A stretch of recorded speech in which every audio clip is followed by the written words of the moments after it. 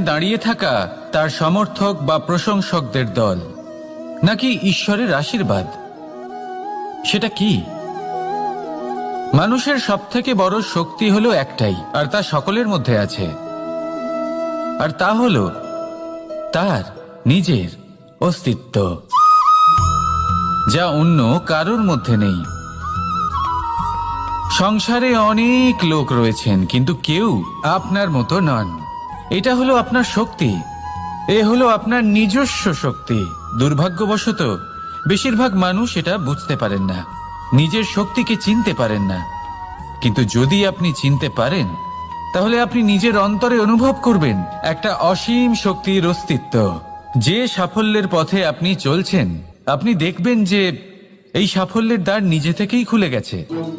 শুধু প্রয়োজন হলো নিজের এই শক্তিকে চিনে নেবার, নিজের এই বিশেষত্বকে বোঝা।